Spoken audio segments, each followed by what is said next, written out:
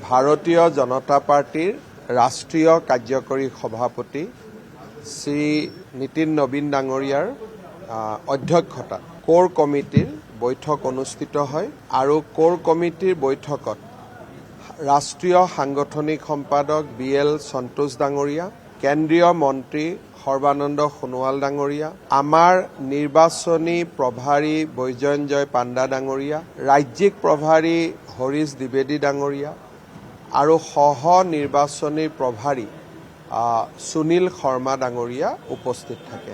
সাম্প্ৰতিক ৰাজনৈতিক পৰিৱেশৰ ওপৰত আলোচনা কৰোঁ আৰু আমাৰ নৱনিৰ্বাচিত কাৰ্যকৰী সভাপতি ডাঙৰীয়াই আমাক শেষত মাৰ্গদৰ্শন কৰে। আমাৰ কাৰ্যনিৰ্বাহক বৈঠক চলি থাকিব।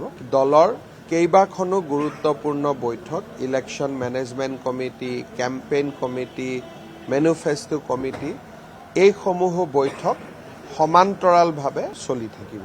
ভাৰতীয় জনতা পাৰ্টিৰ ৰাষ্ট্ৰীয় কাৰ্যকৰী সভাপতি শ্ৰী নীতিন নবীন ডাঙৰীয়াৰ অধ্যক্ষতাত কোৰ কমিটিৰ বৈঠক অনুষ্ঠিত হয় আৰু কোৰ কমিটিৰ বৈঠকত ৰাষ্ট্ৰীয় সাংগঠনিক সম্পাদক BL সন্তোষ ডাঙৰীয়া, কেন্দ্ৰীয় মন্ত্ৰী সৰ্বানন্দ সোণোৱাল ডাঙৰীয়া, আমাৰ নিৰ্বাচনী প্ৰভাৰী বৈজয়ন্তজয় পাণ্ডা ডাঙৰীয়া, ৰাজ্যিক প্ৰভাৰী হৰিশ দ্বিবেদী ডাঙৰীয়া আৰু সহ নিৰ্বাচনী প্ৰভাৰী সুনীল শৰ্মা ডাঙৰীয়া উপস্থিত থাকে। সাম্প্ৰতিক ৰাজনৈতিক পৰিৱেশৰ ওপৰত আলোচনা কৰোঁ আৰু আমাৰ নৱনিৰ্বাচিত কাৰ্যকৰী সভাপতি ডাঙৰীয়াই আমাক শেষত মাৰ্গদৰ্শন কৰে। আমাৰ কাৰ্যনিৰ্বাহক বৈঠক চলি থাকিব।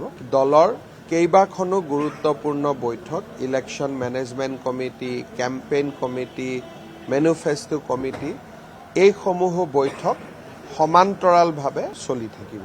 ভাৰতীয় জনতা পাৰ্টিৰ ৰাষ্ট্ৰীয় কাৰ্যকৰী সভাপতি শ্ৰী নীতিন নবীন ডাঙৰীয়াৰ অধ্যক্ষতাত কোৰ কমিটিৰ বৈঠক অনুষ্ঠিত হয় আৰু কোৰ কমিটিৰ বৈঠকত ৰাষ্ট্ৰীয় সাংগঠনিক সম্পাদক BL সন্তোষ ডাঙৰীয়া, কেন্দ্ৰীয় মন্ত্ৰী সৰ্বানন্দ সোণোৱাল ডাঙৰীয়া, আমাৰ নিৰ্বাচনী প্ৰভাৰী বৈজয়ন্তজয় পাণ্ডা ডাঙৰীয়া, ৰাজ্যিক প্ৰভাৰী হৰিশ দ্বিবেদী ডাঙৰীয়া আৰু সহ নিৰ্বাচনী প্ৰভাৰী সুনীল শৰ্মা ডাঙৰীয়া উপস্থিত থাকে। সাম্প্ৰতিক ৰাজনৈতিক পৰিৱেশৰ ওপৰত আলোচনা কৰোঁ আৰু আমাৰ নৱনিৰ্বাচিত কাৰ্যকৰী সভাপতি ডাঙৰীয়াই আমাক শেষত মাৰ্গদৰ্শন কৰে। আমাৰ কাৰ্যনিৰ্বাহক বৈঠক চলি থাকিব।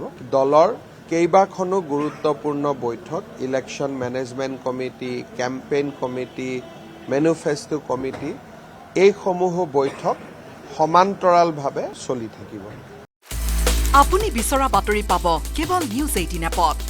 নিউজ 18 এপ ডাউনলোড কৰিবলৈ স্কেন কৰক এই QR কোড। গুগল প্লে ষ্টৰতো পাব এই নিউজ 18 এপ।